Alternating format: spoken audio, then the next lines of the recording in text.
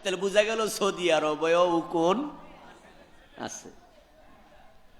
আচ্ছা, উকুন কি খুব ভালো বড় সড়ো কিছু, হাতির মতো ঘোড়ার মতো তো বটে? আচ্ছা, এইটা যদি এত ছোট, তার ডিম কত ছোট? নবীজি সাল্লাল্লাহু আলাইহি ওয়াসাল্লাম বললেন যে মানুষ উকুনের ডিম পরিমাণ সওয়াবের কমতির কারণেও জাহান্নামী হবে।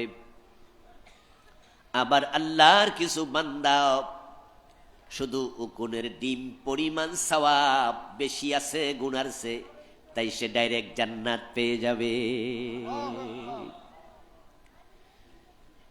কোরআনে আল্লাহ তাআলা এই কথাই বলেছেন, فَأَمَّا مَنْ ثَقُلَتْ مَوَازِينُهُ فَهُوَ فِي عِيشَةٍ رَاضِيَةٍ وَأَمَّا مَنْ خَفَّتْ مَوَازِينُهُ فَأُمُّهُ هَاوِيَةٌ। আমল ওজন হবে, আল ওয়াজনু ইয়াউমাইযিনিল হক, ওজন সেদিন হবে, এটা নিশ্চিত। ওজন যখন হবে, যাদের আমল নামা গুনার চেয়ে সওয়াবে বাড়ি হবে, ফাহুয়া ফি ঈশাতির রাদিয়া, সে ডাইরেক্ট আল্লাহর জান্নাতের মেহমান হয়ে যাবে। সেটা যদি উকুনের ডিম পরিমাণও বেশি হয়। আল্লাহর উকুনের ডিমের কথা কয় নাই, আল্লাহ বলছে সওয়াব বেশি হলে জান্নাত। আর নবীজি বুঝালেন কি পরিমাণ বেশি? উকুনের ডিম। ওয়াম্মা মান খাফফাত মাওয়াজিনুহু ফাউম্মুহু হাবিয়া। আল্লাহ তাআলা বলে যার আমল নামা সওয়াব হালকা হবে, কম হবে, সে জাহান্নামী হবে। কি পরিমাণ কম আল্লাহ এটা বলেন নাই। নবীজি সাল্লাল্লাহু আলাইহি ওয়াসাল্লাম বলছেন যদি উকুনের ডিম পরিমাণও কম হয়। আমি যে কারণে হাদিসটা শোনালাম এবার একটু শোনেন। আচ্ছা, উকুনের ডিম পরিমাণ কম, এই সওয়াবের কারণে যারা জাহান্নামী হবে তারা কি সওয়াবের জন্য আফসোস করবে না?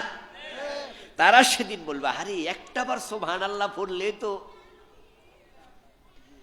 একবার সুবহানাল্লাহ আলহামদুলিল্লাহ পড়লে সওয়াব কি উকুনের ডিম পরিমাণ হয় না খালি জায়গা পরিমাণ? জমিন থেকে আকাশ, মা বাইনাস সামাই ওয়াল আরদ। এবার বলুন তো একবার সুবহানাল্লাহ আলহামদুলিল্লাহ পড়তে কয় মিনিট লাগে?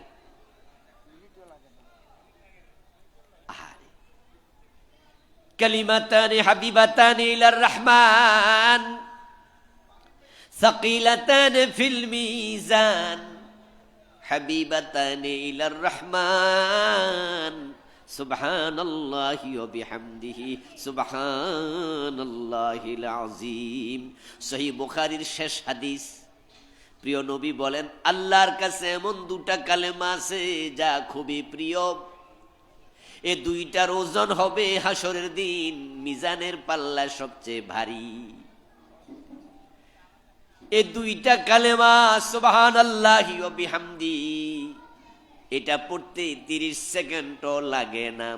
তো মাহফিলগুলোতে আসলে যখনই জিকির করার সুযোগ থাকে, তাসবিহ পড়ার সুযোগ থাকে, তখন ঠোঁট বন্ধ থাকা উচিত না ঠোঁট নাড়ানো উচিত? কিন্তু আমি কিছুক্ষণ আগে যে জিকির করছি, আমি কয়েকজনকে লক্ষ্য করছি ঠোঁটে নড়ে নাই। তো মাহফিল আইসিব নগদ লাভ থেকে আপনি বঞ্চিত হলেন। এজন্য জিকির, আজকার, তাসবিহ, তাহলিল এগুলো খুব জরুরি জিনিস। নবীজি বলেছেন যে আল্লাহর জিকিরের মাধ্যমে মানুষ যত বেশি জান্নাতে যাবে, অন্য ইবাদতের মাধ্যমে এত বেশি জান্নাতে যাবে না। এ কোরআনে আমি একটি কথা বারবার পেয়েছি, একটি কথা বলেছি, দ্বিতীয়টি পাইনি। একটি কথাই আল্লাহ তাআলা বলছেন বেশি করো, সেটা হলো জিকির। উযকুরুল্লাহ যিকরান কাসীরা, আয-যাকিরিন আল্লাহ কাসীরান ওয়াজ-যাকিরাত।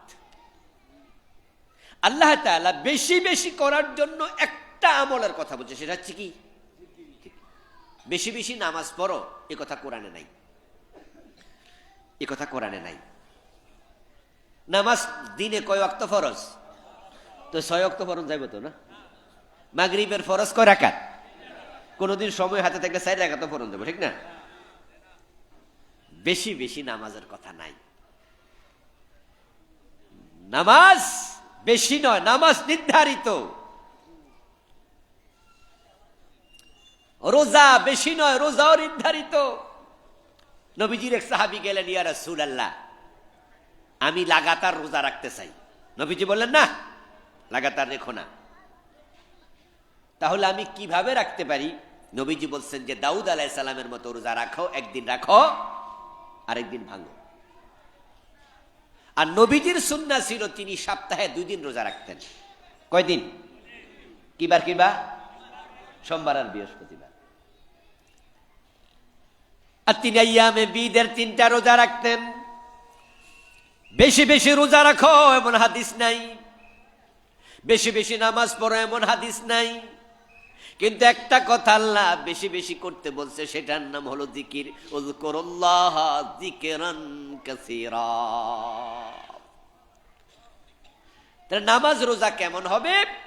অন্য আমলের ব্যাপার আল্লাহ বলছে আইয়ুকুম আহসানু আমালা। অন্য আমল সংখ্যায় বাড়াইয়া বেশি লাভ নাই, ওটা কোয়ান্টিটির চেয়ে কোয়ালিটি বেশি হবে। আমি নামাজ পড়ছি 2 রাকাত, 5 মিনিট লাগছে, 7 মিনিট লাগছে। আরেকজনে 5 মিনিটে 6 রাকাত পড়ে লাইছে। মানে হের নামাজের গতি বিমানের চেয়েও বেশি। রুকু দিয়া সোজা হয়ে খাড়া না, এমন কিছু লোক আসেনি? সেজদা একটা দিয়ে আর একটা বইও না, একটু উঠে আবার মেরে দেয়। আছে? সূরা ফাতিহা যে পড়ে হাফেজ সাহেবরা রমাদানে পাইবেন বিভিন্ন মসজিদে, কি যে পড়ছে হে নিজেও বোঝে না। তাড়াহুড়া করে নামাজ। নো, কে বলেছে 20 রাকাত তোমাকে পড়তে তারাবি? 18 মিনিটে 20 রাকাত পড়তে তোমারে কইছে কেডা? রাকাত কেন গণো? 8 নিয়ে ঝগড়া, 12 নিয়ে ঝগড়া, 20 নিয়ে ঝগড়া, তারাবি কয় রাকাত? কিন্তু নবীজির নামাজের সৌন্দর্য নিয়ে কোনো ঝগড়া হইতে শোনা যায় না। রাকাত তো ইম্পর্টেন্ট না। আইয়ুকুম আহসানু আমালা, 20 যদি পড়ো অবশ্য 20-এ পড়ো। কাবাতে 20 রাকাত ছিল আগে, মসজিদে নববীতেও ছিল। রমাদানে আল্লাহ তাআলা অনেক বছর ধরে নিয়মিত যাই, আল্লাহর শুকরিয়া। এই রমাদানও গিয়েছি, গত রমজানেও গিয়েছি। ছাত্র জীবনে দোয়া করছিলাম, যখন ওয়াজে শুনতাম যে আল্লামা সাইদি রহমতুল্লাহ আলাই প্রতি বছর ইতিকাফ করে, উমরায় যায় রমাদানে, তখন আল্লাহরে বলছিলাম যে আল্লাহ, যদি এইভাবে আমারে কবুল করতা। এখন আল্লাহ যেহেতু সামর্থ্য দিছে, এখন না গেলে হবে কৃপণতা, এজন্য যাওয়ার চেষ্টা করি। কিন্তু গত কয় বছর ধরে মক্কাতে এখন আর 20 রাকাত নাই। করোনার সময় এটা কমাইয়া 8 রাকাতে নিয়ে আসছিল। করোনা চলে যাওয়ার পরে এটা 10 রাকাত। এবারও পড়লাম 10 রাকাত, গতবারও রমাদানে পড়েছি 10 রাকাত। এর আগে 20 রাকাত ছিল।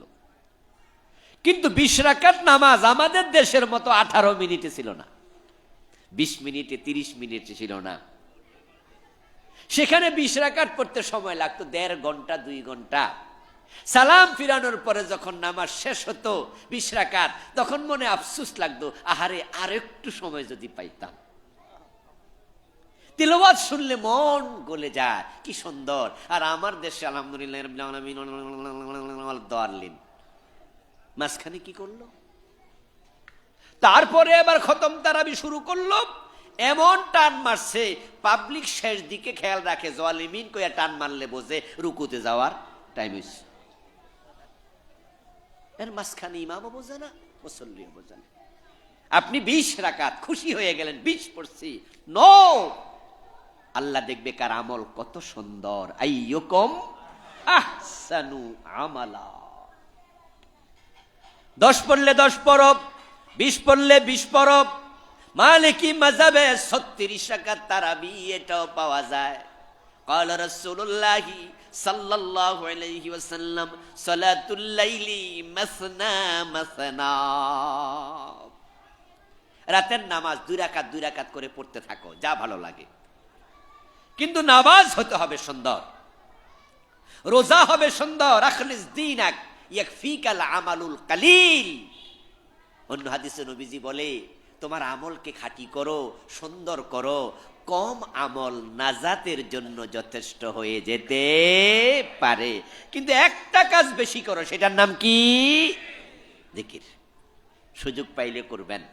বসে আছেন, কাম কাজ নাই, সুবহানাল্লাহ, আলহামদুলিল্লাহ, লা ইলাহা ইল্লাল্লাহ, লা হাওলা ওয়ালা কুওয়াতা ইল্লা বিল্লাহ, এভাবে তাসবিহ পড়বেন, জিকির করবেন। আমার দোস্ত, হাদিসে পাওয়া যায়, যে ব্যক্তি নিজের জিহ্বাকে আল্লাহর জিকিরে তাজা রাখে, ভিজায়া রাখে, ওই ব্যক্তি মরার পরে হাসতে হাসতে আল্লাহর জান্নাতে চলে যাবে। এই যে এখন সুবহানাল্লাহ বলছেন, ঠিক এই টাইমেও সুবহানাল্লাহ কয় নাই, দুই চারজন পাইবেন। মানে হের ঠোঁটে তালা লেগে রয়েছে। আমরা এই জাতীয় লোক হব না, বেশি বেশি আল্লাহর জিকির করবো। আল্লাহ তুমি তৌফিক দাও, বলেন আমিন। আমার প্রিয় দিনী ভাইয়েরা, আমি আপনাদের সম্মুখে সূরাতুল বুরুজের 11 নম্বর আয়াতে কারিমা পড়েছি। এই গেটের ভাইয়েরা ঢুকে যান, ঢুকে যান। কত সুন্দর পরিবেশ তৈরি হয়েছে, আপনারাও চলে আসেন। সূরা বুরুজের 11 নম্বর আয়াত পড়েছি। নবীজি সাল্লাল্লাহু আলাইহি সাল্লামের পবিত্র মুখ অনুসৃত একখানা ছোট্ট হাদিস ভূমিকাতে পড়েছি। আল্লাহ তৌফিক দান করলে এখান থেকে কিছু কথা বলবো ইনশাআল্লাহ। এতক্ষণ যা কইছি এটা কিন্তু এমনি ফাও। যারা আপনার ওই যে চাইনিজ রেস্টুরেন্ট আছে না, হ্যাঁ, না কয় না কেন লোকেরা, কি লক্ষ্মীপুরে চাইনিজ রেস্টুরেন্ট নাই? খাইতে গেছেন নি? যারা গেছেন তারা দেখবেন যে হ্যাঁ, না আসল খানা দেওয়ার আগে কিছু এক্সট্রা দেয়। প্রথম এটা কি নাম জানি, ইংরেজিতে কয়, এটা নাকি ফ্যাট এর রেডি করে। তো এই জন্য এটা মোকদ্দমা, হ্যাঁ, ভূমিকা স্বরূপ কিছু খানা দেয়। ওইটা চস আইটেম থাকে, ওইটা চিংড়ি টিংড়ি দিয়ে সুন্দর করে চাইনিজ, হ্যাঁ, এরপরে কিছু আলু এরকম কাইটা কাইটা ভাজি করে দেয়, যেগুলা বাড়িতে বয়ে দিলে মাইর দিব মাইস। এই তুমি কি ফ্রেঞ্চ না বাবার, ইংরেজিতে দেয় তো এই জন্য খায়। এটার বাংলা নাম আলু কইলে মাইর দিব। কি দিলি বেটা, চাইনিজ রেস্টুরেন্টে আলু খাইতে আইছি, কিন্তু বেটারা ইংরেজি কইয়া দেয়। তো তখন মূল খাবারের আগে একটু সামান্য এ জাতীয় খাবারের আইটেম দেয়, আর আমরা মজা করে খাই আর মূল খাবারের জন্য অপেক্ষা করি। তা আমি মূল খাবার, মূল জায়গায় প্রবেশ করলাম। এতক্ষণ যা বললাম এটা ছিল ফাও, তবে সেটারও দরকার আছে না নাই? এখান থেকে সবক নেন। সূরা বুরুজ আয়াত নাম্বার 11। আল্লাহ তাআলা এই আয়াতে বিশ্ব মানবতাকে লক্ষ্য করে তিনি একটা মেসেজ দিলেন। মেসেজটা খুবই জরুরি। সেটা হলো, কোন কাজ করলে জান্নাত পাওয়া যায়। কি পাওয়া যায়? বেহেশত পাওয়া যায়। কি কাজ করলে? আর একজন মুমিনের জীবনের লক্ষ্যই হলো জান্নাত পাওয়া। আমরা আল্লাহর জান্নাতের জন্য সব করতে রাজি, প্রয়োজনে জীবন দিতেও রাজি, ঠিক না? জান্নাত পাওয়ার জন্য যা দরকার সব আমরা করি। 5 লাখ 7 লাখ টাকা খরচ করে আমরা হজে চলে যাই। আমরা শীতের সকালে শীতের কম্বল ফালাইয়া ফজরের নামাজের জন্য আমরা মসজিদে চলে যাই। আমরা চৈত্র মাসেও রোজা ভাঙি না, ঠিক না? চৈত্রের দিন 15 ঘন্টা লম্বা হোক, অসুবিধা নাই, আমরা রোজা রাখবই। আল্লাহর জান্নাতের জন্য 22 ঘন্টা রোজা রাখে এমন লম্বা দিন পৃথিবীর কোন কোন দেশে 22 ঘন্টা রোজা। আল্লাহু আকবার। আচ্ছা, আপনাদের কাছে আমার একটু জানতে চাওয়া, বাংলাদেশে যদি 22 ঘন্টা লম্বা রোজা হইতো আমরা রাখতাম না? 24 ঘন্টা হলো আমরা রাখতাম। ইফতার সেহরি একটাই, 24 ঘন্টা লম্বা রোজা হইলে তাহলে তো ইফতার খাইয়া সেহরি টাইম আর নাই। আমরা শুধু এক বেলা খেতাম, এটা ইফতার, এটাই সাহারি, তারপর আমরা রমজানে একটা রোজা ভাঙতাম না। আমরা জান্নাত পেতে চাই। জান্নাত পেতে চান? হ্যাঁ, কিন্তু জান্নাত কি চাইলে পাওয়া যায়? এটা বড় দামি জিনিস। এত দামি জিনিস সেখানে 1 বিঘত জায়গার মূল্য তামাম আসমান এবং জমিন এবং তার মধ্যস্থিত যা আছে তার চেয়েও বেশি। এটা হাদিস। মাউদাউ শিবরিন ফিল জান্নাহ খায়রুম মিনাদ দুনিয়া ওয়া মা ফিহা। নবীজি বলছেন যে জান্নাতের 1 বিঘত জায়গার দাম আসমান আর জমিন তার মাঝখানে যা আছে এর চেয়ে বেশি। কম দাম না বেশি দাম? কত বেশি আমরা আর বুঝবো না তো। আরে 1 বিঘত জায়গা যদি কেউ বেচতে চায় আমরা কিনিনি। আচ্ছা, ঢাকা শহরে তো দামি জায়গা সবচেয়ে বেশি, ধরেন বনানী, গুলশান, ধানমন্ডি। এখন কেউ যদি কয় যে আমি এখানে 1 বিঘত জায়গা বেচমু, কেডা কেডা কিনবেন? আমরা কম দূর মিয়া ফাইজলামি পাইছেন। 1 বিঘত জায়গা দিয়ে কি হবে? কিন্তু জান্নাতের 1 বিঘত আসমান জমিনের মাঝখানে যা আছে সব বিক্রি করলো কিনা যাবে না, এত দামি। কিন্তু আল্লাহ তাআলা মানুষকে যখন জান্নাত দেবেন, ওই দামি জান্নাতটা এত বড় বানাইয়া দেবে, সবচেয়ে ছোট জান্নাতি তার জান্নাত হবে পৃথিবীর মতো 10 পৃথিবীর সমান।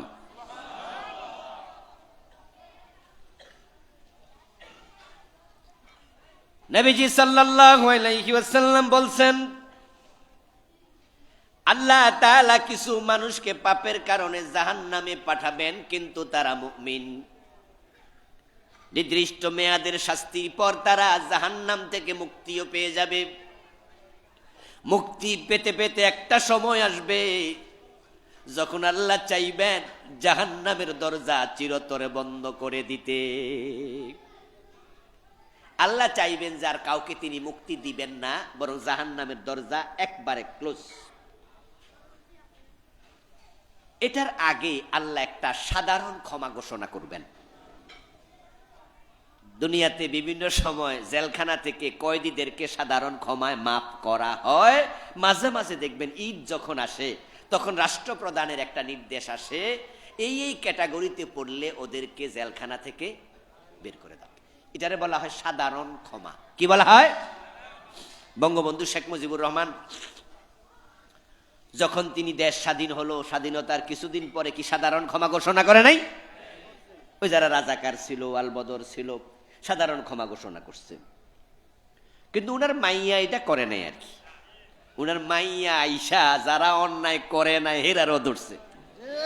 ঠিক কিনা? ঠিক কিনা? বাপে করছে ক্ষমা আর মাইয়া দিছে ফাঁসি। যাদেরকে সাধারণ ক্ষমা ঘোষণা করা হয়েছিল, রাজাকার, আলবদর, আসামস, খারাপ মানুষ,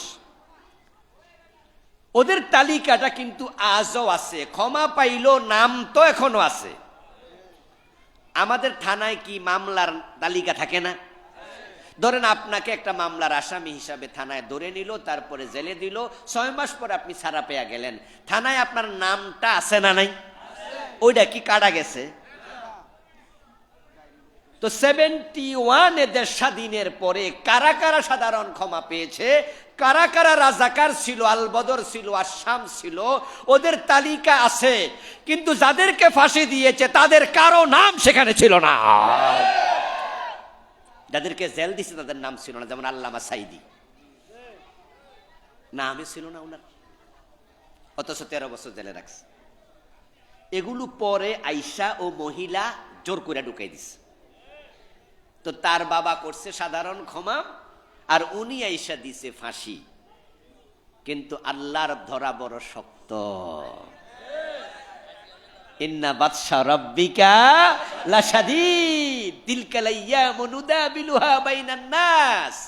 আল্লাহ বলে আমি দিন ঘুরাই, আমার ধরা বড় কঠিন।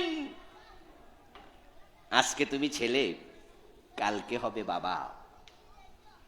আজকে তুমি বধূ, কালকে হবে শাশুড়ি। দিন কিন্তু ঘরে। এক সময় আমারও এই দাড়িগুলো লাল ছিল না, সাদা ছিল না, এগুলো কালোই ছিল। মাঝে মাঝে অনেকে 5 বছর 7 বছর আগের ছবি পাঠায়। বিভিন্ন মাহফিলে গেলে এই যে সেলফি মেলফি তোলে, তো অনেকে দেখায়, হুজুর দেখছেন নি 5 বছর আগে আপনার লগে তুলছি, একখান দাড়িও কিন্তু সাদা ছিল না। এটাই নিয়ম, দিন ঘোরে। আজকে বাবার সাথে যে আচরণ করছো, অপেক্ষা করো তোমার সন্তান তুমি বাবা হলে ওই আচরণ ফিরিয়ে দেবে। এজন্য ছেলে হয়ে তাগড়া জওয়ান বাবার সাথে খারাপ ব্যবহার করো না। তুমি যখন বাবা হবে ছেলে ফিরাবে। আজকে তুমি বউ, কালকে হবে শাশুড়ি। বউ অবস্থা শাশুড়ির সাথে যে আচরণ করবে, যখন তুমি শাশুড়ি হবে তোমার পুত্রবধূ একই আচরণ করবে। আল্লাহ বলে আমি দিন ফিরাই, বিনা দোষে তাদেরকে ফাঁসি দিছ, আজকে ওই আদালত তোমারেও ফাঁসি ঘোষণা করেছে।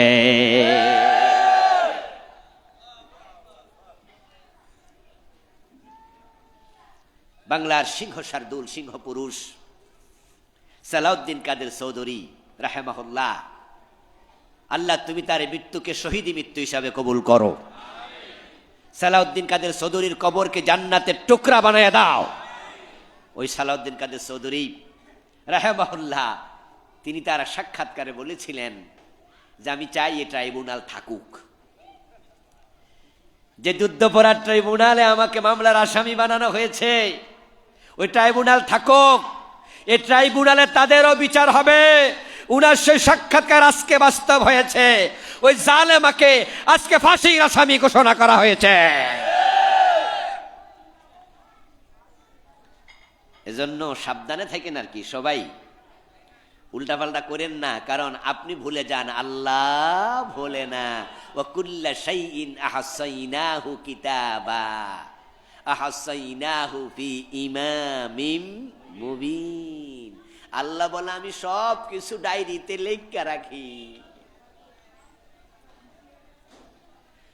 অদস্ত আমার জান্নাত চাইলে পাওয়া যায় না, এটা বড় দামি জায়গা। কিছু অপরাধী তারা জাহান্নামে যাবে, কিন্তু ঈমান আছে তাই তারা আস্তে আস্তে মুক্তি পাবে। আল্লাহ তাআলা কি পরিমাণ? মিসকালু হাব্বাতিম মিন খারদাল, সরিষার দানা। সুবহানাল্লাহ পড়েন। সরিষা কি ছোট না? এই পরিমাণ ঈমান যদি থাকে তাকে বের করে নিয়ে আসো, সাধারণ ক্ষমা। ফেরেশতারা যাবে, যার অন্তরে ঈমান আছে সবাইকে বলবে এই তোমাদের ছুটি, তোমাদের ছুটি, তোমাদের মুক্তি, চলো। সবাইকে বের করে করে জান্নাত দিবে, জান্নাত দিতে থাকবে। এক পর্যায়ে আল্লাহ তাআলা এবার বলবেন এই জাহান্নামের দারোগারা, আলাইহা তিসআতা আশার, জাহান্নামের দারোগা 19 জন। কয়জন? তাদের সহযোগী আছে আরো অনেক, মূল দারোগা 19। ওদেরকে বলবে এই জাহান্নামে আমার কোনো মুমিন বান্দা কি আছে?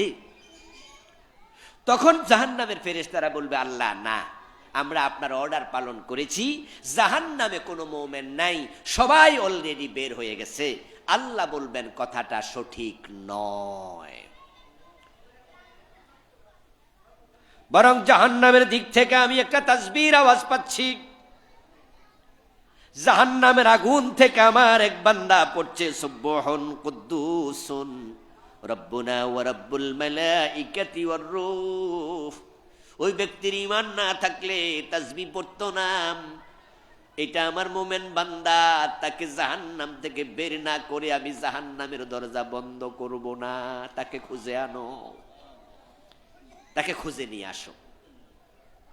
এবার ফেরেশতারা জাহান্নামে আবার ঢুকবে, জাহান্নামের দারোগা যারা ঢুকে তারা আবার খুঁজবে, খুঁজে আল্লাহকে রিপোর্ট করবে, বারে খোদা জাহান্নামে তো কোনো আমরা মুমিন আর খুঁজে পাই না।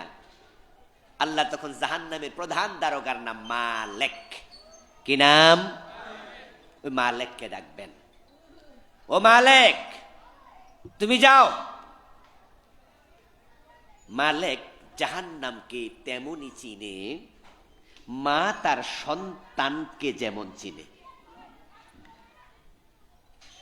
আমরা যারা আছি আমরা কিন্তু আমাদের দেহের পুরা অঙ্গ ভালো করে দেখি না। যেমন মাথার তুলি কোনোদিন দেখছেন? কিন্তু আপনার মাথার তুলিতে কোনো কালো তিল যদি থাকে আপনার মা সেটাও জানে। 5-7 বছর দেশের বাহিরে আছে,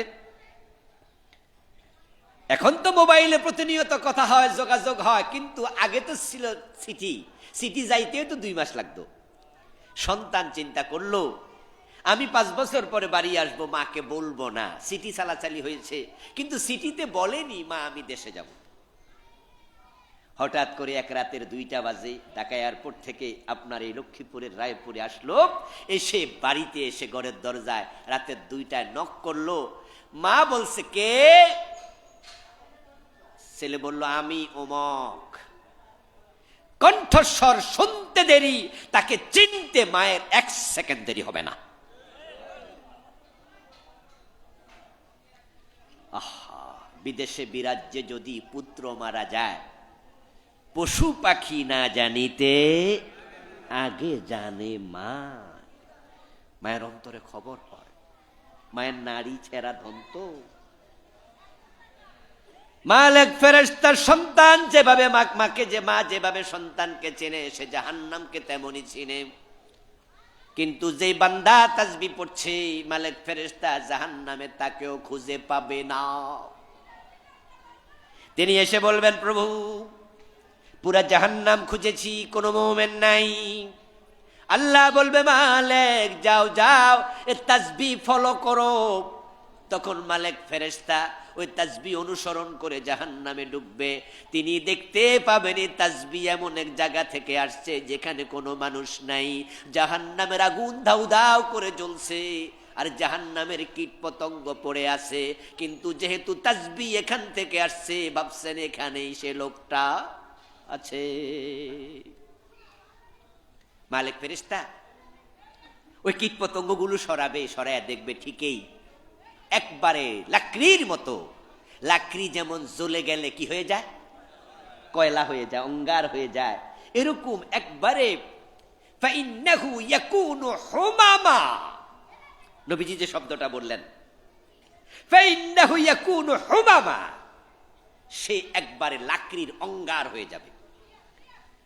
মালিক ফেরেশতা দেখে যে একটা লাকড়ি ফইরা আছে, মনে হয় জয়লা ফইরা,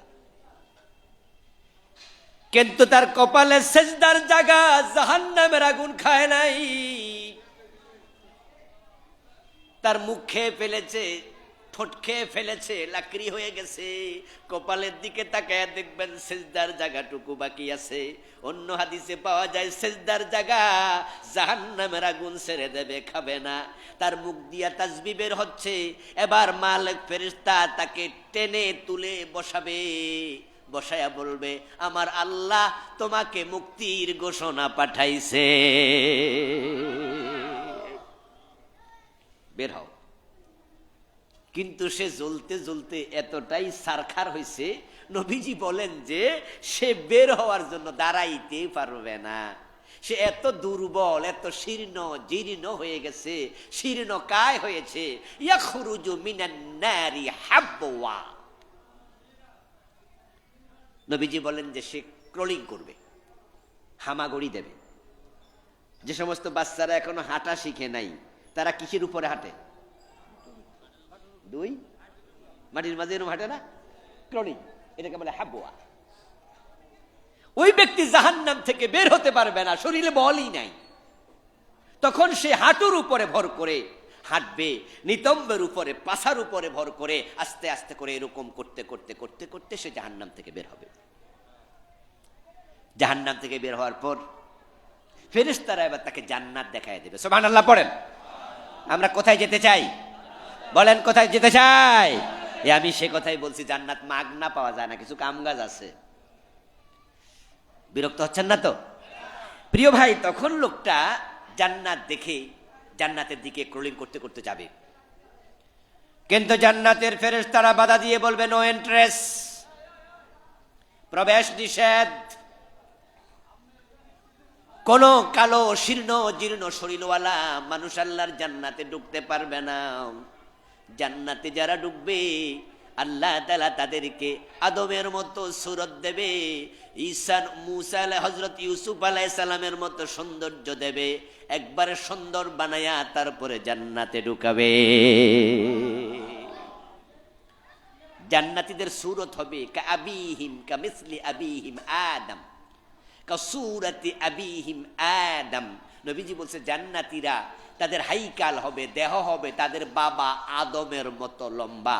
আদম কত লম্বা ছিল? আমাদের সমান 60 গজ ভাই, রাইট হাত না, খালাকাল্লাহু আদামা আলা সূরাতিহি ওয়া তুলুহু 60 জিরা। জেরা মানে গজ। তো গজ হাতকেও আরবিতে জেরা বলে। তখন তার ব্যাখ্যা হলো জেরা মানে হলো আঙ্গুলের মাথা থেকে এই মানকাপ পর্যন্ত সবটা।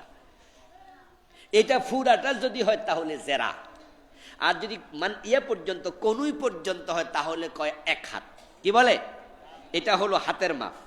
আর যদি এ পর্যন্ত হয় তাহলে জেরা। তাহলেও কিন্তু এখানে 1.5 হাত হয়ে গেল। তো আর জেরা শব্দের আরেক অর্থ হলো সরাসরি গজ, 3 ফুটে 1 গজ।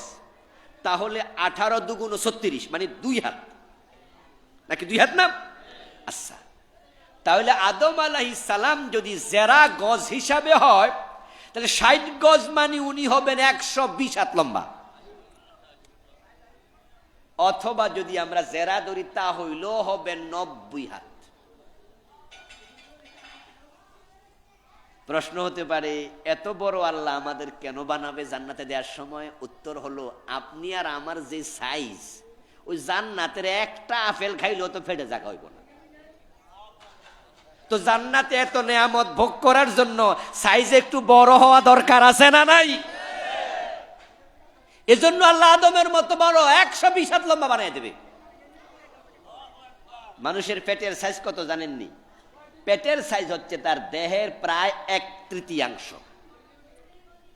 এজন্য আমাদের নাভির নিচেও পেট আছে। নাভির নিচ থেকে এই পর্যন্ত পেট। এজন্য মানুষ যখন খায় বেশি তখন দেখবে যে এখানেও ফুলছে, এদিকেও ফুলছে। কেউ কেউ খাইতে খাইতে গলা পর্যন্ত খায়। কয় যে আঙ্গুল দিলে খানা নাগাল পাওয়া যাচ্ছে, এত খাইছে।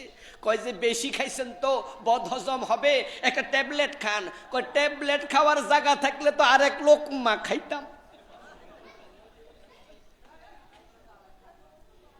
মানুষের দেহের উচ্চতার 1/3 হলো তার পেট। এর মানে পেট প্রায় 1 হাত লম্বা। আপনি 3.5 হাত যদি হন, তাহলে আদম আলাইহিস সালামের মতো বড় দেহ যখন হবে, আপনার উচ্চতা যদি হয় 120 হাত, শুধু ফ্যাট হবে 40 হাত। মাঝে মাঝে দেখবেন যে আমাদের রাস্তা দিয়া কিছু ফ্রেশ কোম্পানির দুধের যায় না, এবং তেল কোম্পানির বড় বড় লেখা থাকে ফদ্দা অয়েল কোম্পানি। এই যে বিশাল এক ড্রাম লরি দেখছেননি, একটা ফ্যাটের সে বড় হবে। এই জন্য জান্নাতে যাওয়ার জন্য পাগল আমরা। সেখানে আরাম আর আরাম, কোনো ঝামেলা নাই, ঠিক কি না? কুলু ওয়াশরাবু, আল্লাহ বলবে খাওয়ার পান করো। কিন্তু ওই লোক তো যে নিজের নিতম্বের উপরে, তার ব্যাকসাইডের উপরে ভর করে জাহান্নাম থেকে বের হলো, সে তো শীর্ণ জীর্ণ। তাই জান্নাতের ফেরেশতা তারে দেখা কয় এখানে ঢোকার অনুমতি নাই। তখন সেই লোকটা বলবে, এই মিয়া বুঝলাম না তো, যারা আমার বাইর করছে হেরাও ফেরেশতা, আর তোমরা যারা বাধা দেও তোমরাও কি? তো ফেরেশতা কি ঝগড়া করবা? তা আমার বাইর করে হেরাই তো দেখাইছে ওই যে জান্নাত ঢোকো। তখন জান্নাতি ফেরেশতারা বলবো, ও আচ্ছা, তাহলে তোমাকে ফেরেশতারা বের করে নিয়ে আসছে? জি। তাহলে একটা কাজ করো, ওই সামনে একটা কুয়া আছে, কূপ আছে, ঝর্ণা আছে, ওখানে একটু গোসল করে আসো। সুবহানাল্লাহ পড়েন। জান্নাত জাহান্নামের মাঝখানে আল্লাহ তাআলা একটি ঝর্ণা রেখেছে, তার নাম নাহারুল হায়াত। কি বলেছি? নাহার মানি ঝর্ণা, কোফ। হায়াত মানি জীবন, জীবনের কোফ এটা। নবীজি সাল্লাল্লাহু আলাইহি ওয়াসাল্লাম বলছেন, ওই বেটা খামাগুড়ি কাটতে কাটতে আবার সে ঝর্ণার কাছে যাবে। ওই ঝর্ণার কোপের মাঝে সে ডুব দেবে, গোসল করবে। গোসল করে মাথা তোলার সাথে সাথে আল্লাহ তাকে জান্নাতি সুপুরুষে পরিণত করে দেবে। পুরা বডি সাথে সাথে চেঞ্জ। এবার সে জান্নাতে ঢুকবে। ফেরেশতারা বলবে এখন ঠিক আছে। জান্নাতে ঢুকার পর ঝামেলা হয়ে যাবে। সে দেখবে জান্নাতে যত ঘর বাড়ি আছে অলরেডি সব দখল। বিশাল বিশাল প্রাসাদ, কিন্তু সে প্রাসাদের সামনে গিয়ে দেখবে প্রাসাদের সামনে লেখা আছে এটা আবু বকরের প্রাসাদ, ওইটা ওমরের প্রাসাদ, এটা ওসমানের, এটা অমকের, ওইটা অমকের। সে অনেকক্ষণ ঘুরে ঘাড়ে দেখবে যে খালি কোনো বাড়িঘর নাই। তখন সে আল্লাহকে বলবে তাখায়্যালু ইলাইহি আন্নাহা মালাআ। নবীজি বলছেন যে তার কাছে মনে হবে জান্নাত অলরেডি পুরা ভরপুর হয়ে গেছে। খুঁজা খাইজা না পাইয়া সে এবার আল্লাহর সাথে বলবে, আল্লাহ জান্নাত দিলা, এটা গড় দিলা না, শুধু রাস্তা রাস্তায় হাঁটাইবা বুঝি। আল্লাহর কাছে বলার পর আল্লাহ তাআলা বলবেন, মিয়া খোঁজো, আছে, খুঁজা নেও। সবার কিছুক্ষণ ঘুরে আবার একই কথা বলবে, আল্লাহ আমার ঘর দেও। আল্লাহ বলবে, আছে, তোমার জন্য আছে, খুঁজে নাও। সে আবার খোঁজাখুঁজি করে বলবে, আল্লাহ আমি পাই না, তুমি দাও। এবার রাসূল বলে, আল্লাহ তাকে বলবেন, তাহলে আমার কাছে তুমি চেয়ে নাও, কতটুকু চাও বলো। আল্লাহর বান্দা মনে মনে বলবে, সামান্য হলেই চলে, জাহান্নামে যে মাইরি খাইছি সারছে এইটাই তো বেশি। হে ডরে আল্লাহর কাছে বেশি চাইবে না, কারণ হে তো জানে কি মাইরটা যে খাইছে। আল্লাহ তার সাথে মশকরা করছে, মজা করছে, এই তুমি কতটুকু লাগবে। যেমন ধরেন রাস্তার পাশে, মসজিদের পাশাপাশি আমরা যখন আসর মাগরিব পরে বের হই, কিছু ভিক্ষুক বসে থাকে না? এখন ভিক্ষুককে আপনি যদি বলেন যে মিয়া কি চাও, তো ভিক্ষুক বলে স্যার ভিক্ষা দেন। তা আপনি বলবেন যে কত দিতাম কম। হে কিন্তু মুসিবতে পড়ে যাবো। হে বুদ্ধি কইরা কইব কি, স্যার আপনি যা দেন দেন, কিন্তু আমনে কইতেছে যে ক লাগবো, কইলে দেবো। এখন এ মনে মনে কব বেশি ঝেড়ি নিয়ে আবার না দে, কি ভাই কইব না যে হে কইব যে 1 লাখ টাকা দেন। যে ভিক্ষুকে কোনোদিন কইব যে 1 লাখ দেন? অথচ আপনার মনে আছে কিন্তু আপনি 1 কোটি চাইলেও দিবেন, আপনি এত বড় ধনী মানুষ। কিন্তু ভিক্ষুক মনে করবে যে 500 টাকার বেশি চাইলে নিয়ে আবার না এ দে, পরে আমও নাই, আর বাকিটা কয় না কেন লোয়া খাইলা মানুষ, আমও নাই চালাও নাই। তো ভিক্ষুকে চাইবো যে তার চিন্তা যে স্যার ঠিক আছে 500 টাকা দেন, স্যার 200 টাকা দেন। ও দোস্ত, আল্লাহ বলে তুমি চাও, আল্লাহর বান্দা বলবে আল্লাহ আমার জন্য সামান্য জায়গা হলে আমি খুশি। আমার রাসূল বলে আল্লাহ তখন বলবে ফাইন্না লাকা মিসলাদ দুনিয়া ওয়া আশরা আমসালিহা, সামান্য নয় রে বান্দা, আমি তোর জন্য দুনিয়ার মতো 10 দুনিয়া জায়গা জান্নাতে রেখেছি।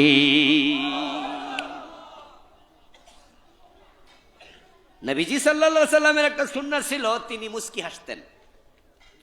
হাসলে তার দাঁত দেখা যেত না খুব বেশি, কিন্তু এই হাদিস বলার সময় রাসূল এত জোরে হাসি দিচ্ছেন উনার মাড়ির দাঁত সহ দেখা গেছে। তাহলে আমি শুরুতে জানতে চেয়েছি জান্নাত কম দামি না বেশি দামি? জায়গা অল্প না বেশি? তাহলে এত বড় জান্নাত পাইতে হলে মাগনা পাওয়া যায় না, চাইলে পাওয়া যাবে না, কিছু কাজ কাম আছে না নাই? আরে যদি চাইলে জান্নাত পাওয়া যেত হিন্দুরাও পাইতো।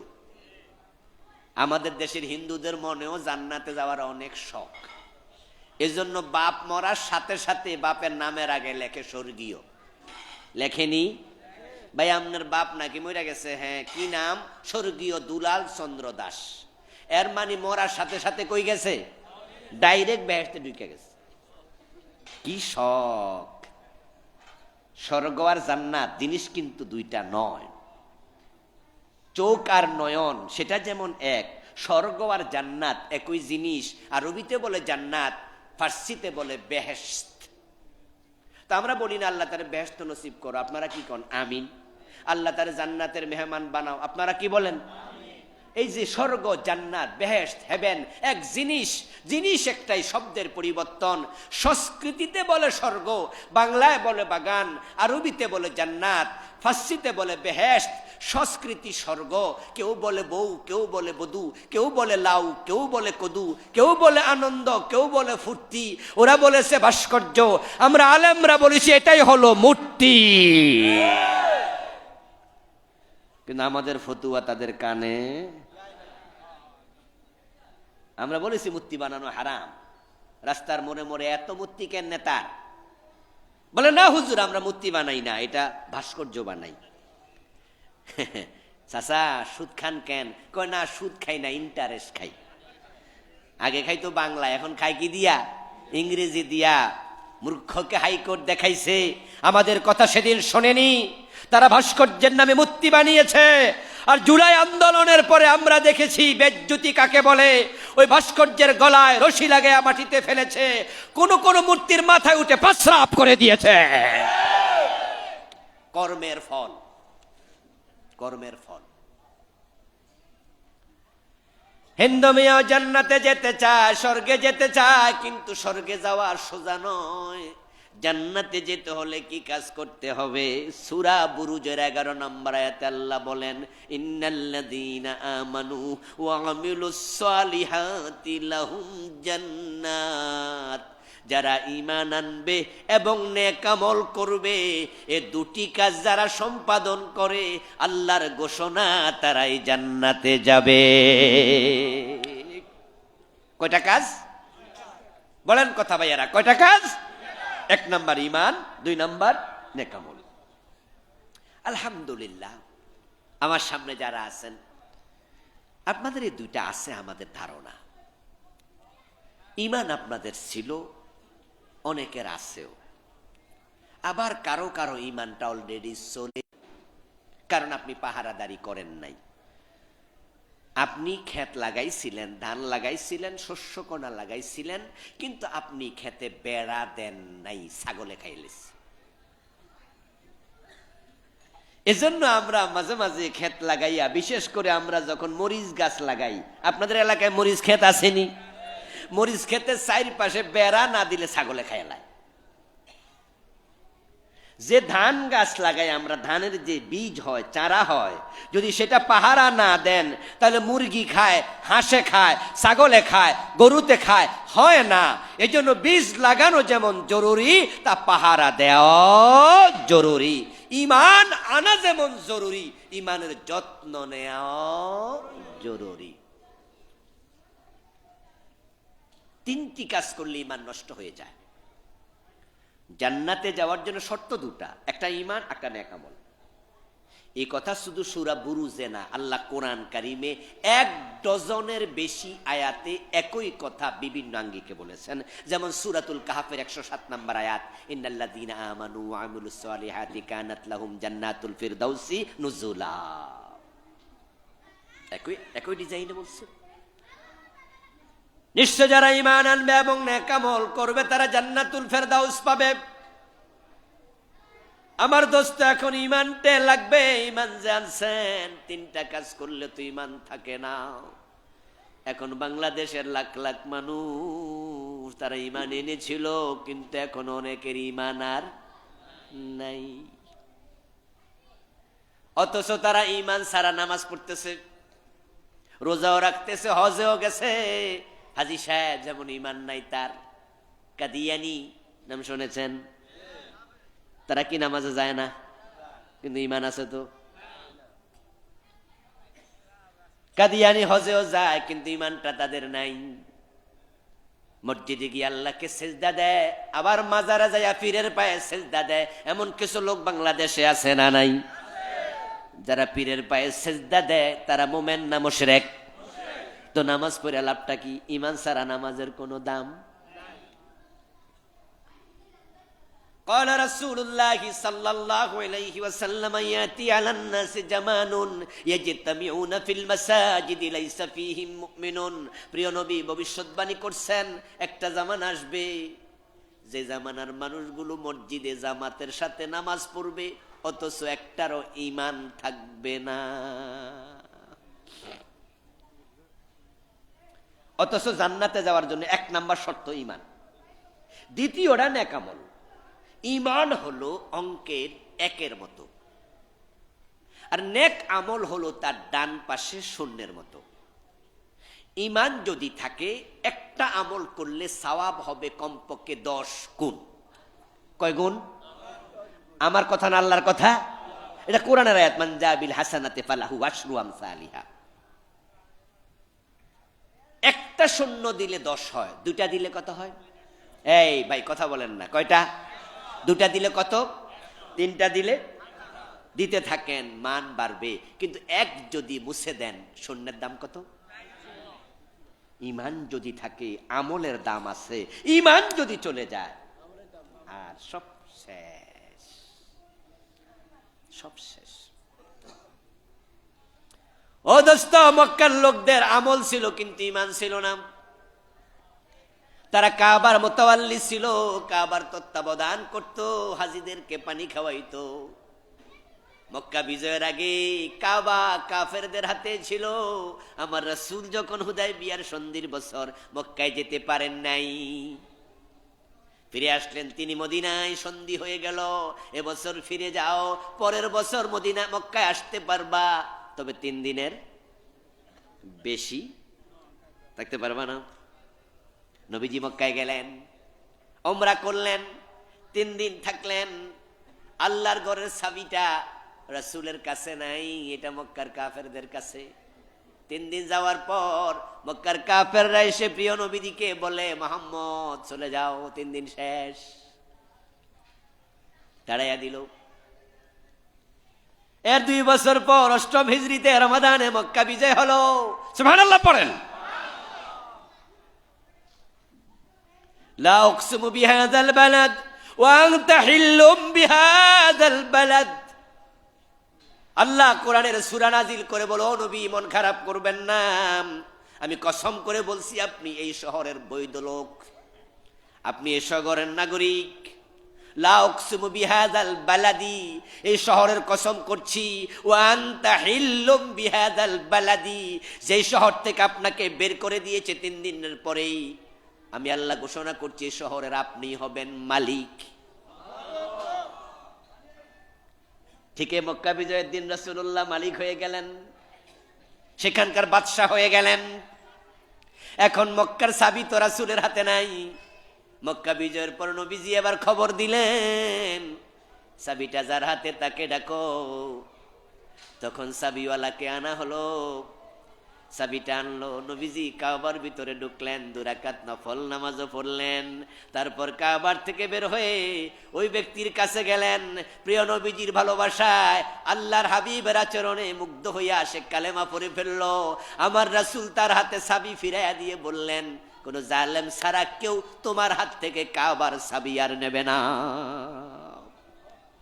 তোমার বংশের মাঝে এটা থাকুক। ওই মক্কার লোকেরা কাবার তত্ত্বাবধান করত, কিন্তু তারা কাবার ভিতরে বাহিরে 360টা মূর্তি রাখছে। তারা সেজদাটা আল্লাহরে দিত না, কাবার মালিকরে দিত না, সেজদা দিত লাত মানাত উজ্জা হবলকে। কিন্তু কাবার তত্ত্বাবধায়ক ঝাড়ু দেয়, হাজিরে পানি খাওয়ায়। কাবার মোতাওয়াল্লি সভাপতি, আমল ভালো, ঈমানটা নাই। এরকম মানুষ বাংলাদেশে অভাব নাই। কত লোক যে আছে ঈমান ছাড়া।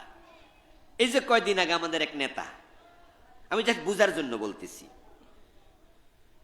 Don't take otherwise, example is the better than advice. আমাদের এক নেতা টেলিভিশন সাক্ষাৎকারে তিনি বললেন যে আমরা শরিয়া আইনে বিশ্বাস করি না। বলে নাই? আপনারা শোনেন নাই? আচ্ছা, এই কথাটা ঈমান থাকে কি না? শরিয়া মানে তো কোরআন, ঠিক কি না? শরিয়া মানে ইসলাম। এখন কেউ যদি বলে আমি কোরআনের আইনে বিশ্বাস করি না, ইসলাম মানি না, ঈমান থাকবে?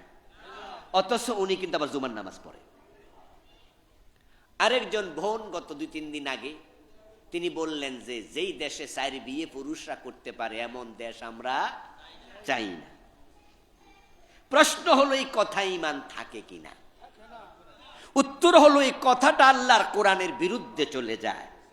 যদি কেউ কোরআন বিরুদ্ধ কথা বলে তার ঈমান আর থাকে না। আপনারা যারা মুসলমান তারা একটু জবাব দিয়েন, 4 বিয়ে একজন পুরুষ চাইলে করতে পারে শর্ত সাপেক্ষে, এমন অনুমতি কোরআনে আছে না? তো যদি আপনি বলেন যে এমন আমরা চাই না, তাহলে আপনার অবস্থানটা কার বিরুদ্ধে হয়ে গেল? সরাসরি। 3টা কাজ করলে ঈমান চলে যায়।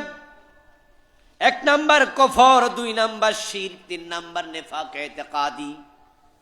এ তিনটা করবেন না, তাহলে ইমান বাঁচবে।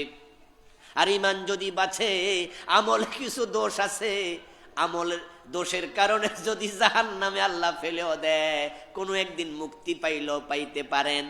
কিন্তু হ্যাঁ, আমি বলবো না আমরা জাহান্নামে এক সেকেন্ডের জন্য যেতে চাই না। আমরা আমলও ভালো রাখতে চাই, ইমানও যত্ন নিতে চাই। যাদের ইমান আমল ভালো, তারা ডাইরেক্ট আল্লাহর জান্নাতে চলে যাবে। তবে ইমান যদি থাকে, মাইটার খাইয়াও মুক্তি পাওয়ার সম্ভাবনা আছে। যার ইমান নাই, কোনো দিন জান্নাত পাবে না। এখন কুফর করলে ইমান চলে যাবে। কুফর কি? কুফর হলো কোরআনের যে কোনো বিষয়ের সাথে দ্বিমত করা, একবার যে কোনো বিষয়, সেটা একটা হতে পারে, দুটা হতে পারে, 100টা হতে পারে। আপনি ভাবলেন যে কেউ বলে আমি কোরআন মানি না, আরে ভাই 30 পারা কই, মোটেও না। আমরা বলবো তোমার ইমান নাই। যদি কেউ বলে 15 পারা মানি, সে মোমেন? বলবো তোমারও নাই। যদি কেউ বলে 29 পারা মানি, 1 পারা মানি না, বলবো তোমারও নাই। কেউ যদি বলে 1 অক্ষর মানি না, ফতোয়া একটাই, তোমারও ইমান। কুফর মানি হলো কোরআনের যেই কোনো বিষয়ের সাথে দ্বিমত করা। প্রিয় ভাই, কাদিয়ানি তারা কোরআনের শুধু একটা বিষয় দ্বিমত করছে, সেটা হলো প্রিয় নবী শেষ নবী, এ কথা তারা মানে না। এছাড়া যা আছে কোরআনে কাদিয়ানিরা সব মানে, শুধুমাত্র মা কানা মুহাম্মাদুন আবা আহাদিম মির রিজালিকুম ওয়ালাকিন রাসূলুল্লাহি ওয়া খাতামান নাবিয়িন। এ খাতামান নাবিয়িন, খা আলিফ তা মিম, 4 অক্ষরের ইমান নাই। একটা মেসেজ, নবীজি শেষ নবী। কাদিয়ানিরা মানল না, সবগুলো কাদিয়ানি কাফের। সব আলেমে ফতুয়ায় একমত। কওমি আলেমরাও কয় কাদিয়ানি কাফের, আলিয়াওয়ালারাও কয় কাদিয়ানি কাফের, মাযহাবি জায়রাজ ভাইয়েরা আছে আহলে হাদিস, তারাও কয় কাদিয়ানি কাফের। আমরা হানাফি, আমরাও বলি কাদিয়ানি কাফের। যারা কিয়ামি তারাও কয় কাদিয়ানি কাফের, যারা লা কিয়ামি তারাও কয় কাফের। দেখেন, এই ফতুয়ায় সবাই একমত কাদিয়ানি কাফের, অথচ তারা আল্লাহর বিধান মানে না কয়টা? এতে বোঝা যায় আল্লাহর বিধান একটাও অস্বীকার করার সুযোগ নাই। এবার বলুন তো, ইবলিস শয়তান মোমেন না কাফের? ইয়েস, ইবলিসও কাফের। কোরআনে আছে আবা ওয়াস্তাকবারা ওয়া কানা মিনাল কাফিরিন। আল্লাহ বলে ইবলিস কাফের, আর কোনো কারণ নাই। ফতোয়া দেন, ইবলিস মোমেন না কাফের? এবার বলুন তো, সে আল্লাহর কয়টা বিধান মানে নাই? শুধু আদমকে সেজদা দেন। আদম আলাইহিস সালামকে সেজদা দেয়ার বিধান মানলো না, ইবলিস কাফের। নবী মুহাম্মদকে শেষ নবী মানলো না, কাদিয়ানি কাফের। এবার কোরআনে আছে সর ধরে হাত কাটো, আসেনি? 54 বছরে কয়দিন মানছেন? জেনা করলে 100 বেত লাগাও, কোরআনে আছে। বাংলাদেশে জেনা নাই, 54 বছরে কয়দিন মানছেন? কোরআনে আছে ইনিল হুকমু ইল্লা লিল্লাহ, আল্লাহ ছাড়া কারো হুকুম মানা যাবে না। কোরআনে আছে আলা লাহুল খালকু ওয়াল আমরু, সাবধান, সৃষ্টি যার, আইন চলবে শুধুই। এই কথাটা কার? আওয়াজ দিয়ে বলুন কার? এবার একটু জোরে বলেন তো, সৃষ্টি কার? আইন চলবে কার? 54 বছর আল্লাহর আইনের দেশ কয়দিন চলছে? তো কাদিয়ানি মানে না কয়টা? ইবলিস মানে নাই কয়টা? আমরা মানি না কয়টা?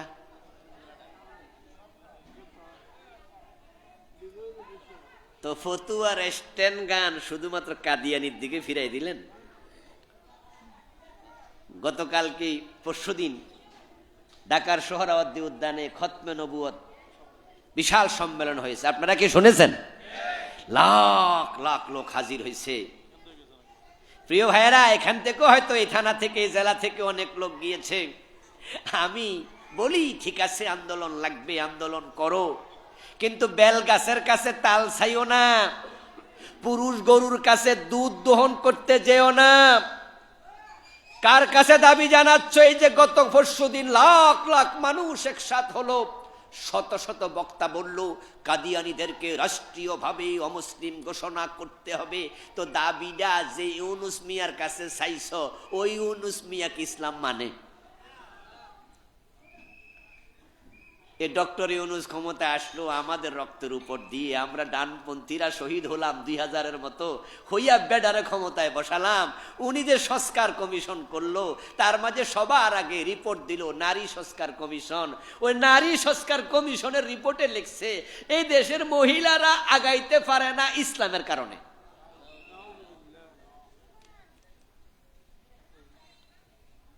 তাদের সংস্কার কমিশন ওরা রিপোর্ট দিছে যারা যৌনতা করে, বেশ্যা বেহায়া, ওদেরকে যৌন কর্মীর স্বীকৃতি দিতে হবে। তো ওদের কাছে তাল গাছে বেলছায়া লাভ আছে? গত 54 বছরে যারা ক্ষমতায় ছিল কেউ কাদিয়ানীকে কাফের ঘোষণা করেনি, ওদের কাছে দাবি জানায়া লাভ নাই। এজন্য আমি তো বলি যেই কলম দিয়ে কাদিয়ানীকে কাফের ঘোষণা করা হবে, ওই কলমের মালিক ইসলাম ওয়ালারা হয়ে যাও, তোমরা নিজেরাই সংসদে কাফের ঘোষণা করে দিতে পারবে।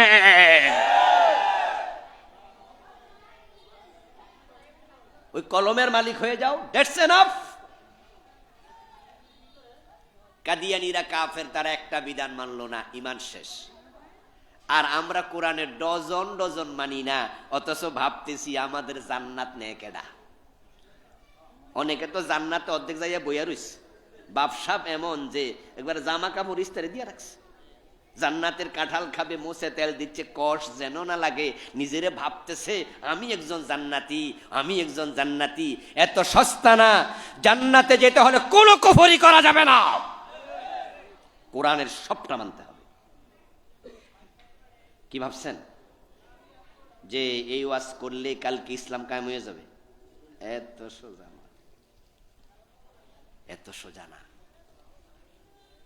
54 বছর ধরে আল্লাহর দিন কায়েমের জন্য, কোরআনের আইন প্রতিষ্ঠার জন্য কত বড় বড় বক্তারা কথা বলেছে, তারা মরে গেছে। আল্লামা সাইদি রহমতুল্লাহি আলাইহি প্রতিটা মাহফিলে কিয়ামত দিনের কথা বলছে, তিনিও চলে গেছেন। আমিও আজকে বললাম, আপনারা একমত হয়ে গেল কালকে কোরআনের আইন কায়েম হয়ে যাবে না, বিষয়টা সহজ না। কিন্তু একটা জায়গায় আমরা সবাই মিলে একসাথ হতে চাই। সে ইসলাম কায়েম হোক আর না হোক, আমরা বেঈমান হয়ে মরতে চাই না। তাই ঈমান নিয়ে মরতে চাইলে পুরা জীবনের সব জায়গায় কোরআনের আইন মানতে রাজি থাকা লাগবে। এটার নাম ঈমান। তোমার কথা প্রত্যাহার করে তোমাকে নতুন করে কালেমা পড়া লাগবে। যে ভাই বলছে শরীয়ত আইনে বিশ্বাস করি না, এই কথা প্রত্যাহার করে